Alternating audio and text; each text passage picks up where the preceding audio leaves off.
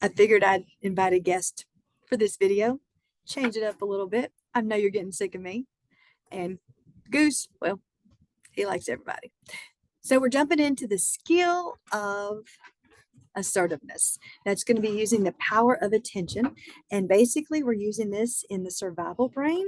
So that way we tell the brain exactly what we want the brain to do. We're assertive, we're clear, we're not aggressive, we're not passive aggressive.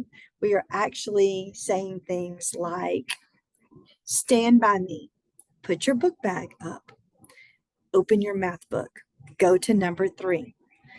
These are simple commands the brain can follow. A lot of times we use a lot of words or we're passive. We'll say things like, where should your feet be? What should you be doing right now? Where should you be? I love the way Goose is sitting and listening. When we say that, we know we're kind of being passive.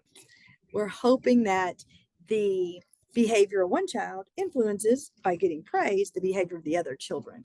Unfortunately, that requires the other children to be pleasers, and we're not having a lot of pleasers walking around in our school halls right now.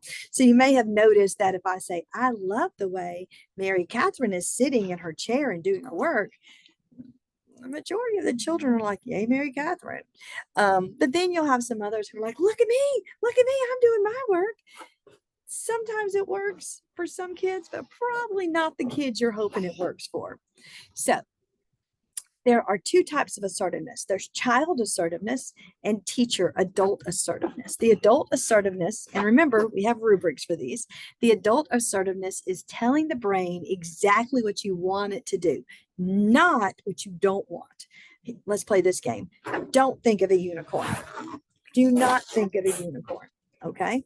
What's the first thing you think of? A unicorn. Okay. So we tell kids, don't run. Don't fill in the blank. That's immediately their visual, the same way we are. And they will literally pull that vision up in their head.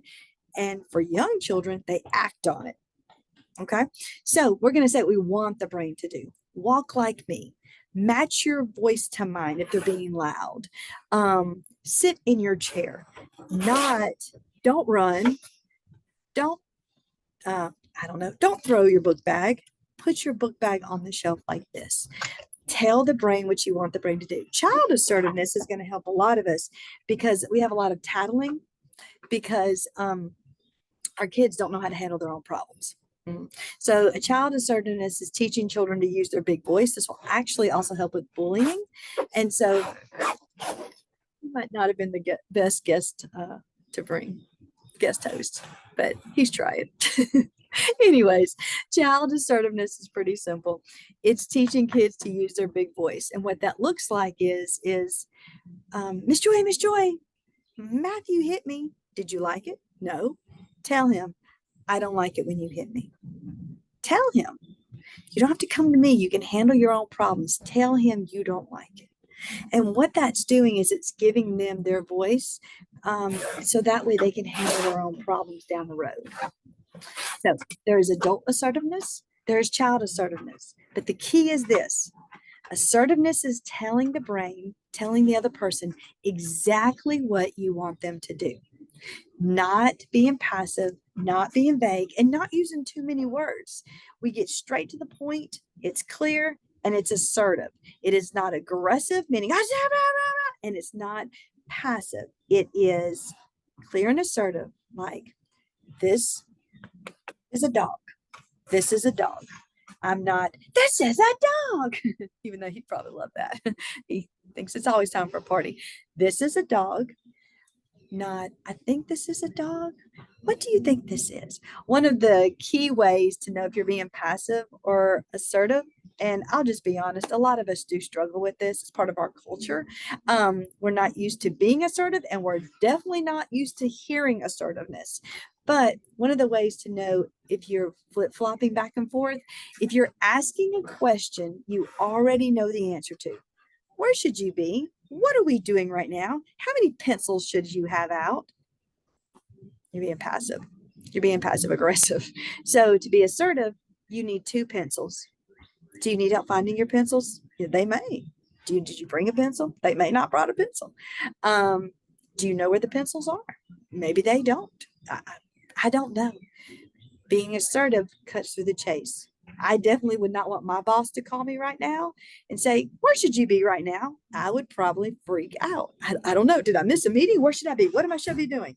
Because sometimes that sounds like a trap and it will actually lock or shut us down.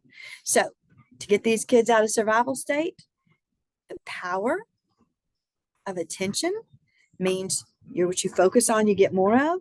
And the assertiveness is stating those in clear, simple to understand steps for the kids. You have time when you're connecting, you have time when you're interacting with these kids to use lots of words and lots of flowery images and all that great stuff. That's fine. But when you're telling the brain, especially in survival state, because that's what this skill is for, you can use it in all the states, but it's especially helpful in this state.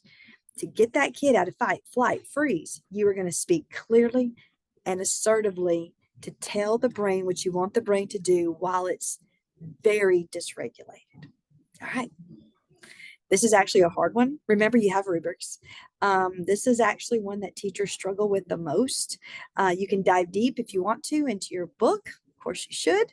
And again, remember, you're not on this journey alone. So if you have questions, reach out. But just know that there's going to be some skills and some powers that come easy to you, and there might be some that are a little bit harder. As we work our way up through the brain states, they do get a little more challenging. But I have found working with teachers through the years that assertiveness is one of the harder ones because it's almost more comfortable, let's do it that way, to use more passive tones. It's just kind of how we were raised. Okay, see you soon. Hope these are helping.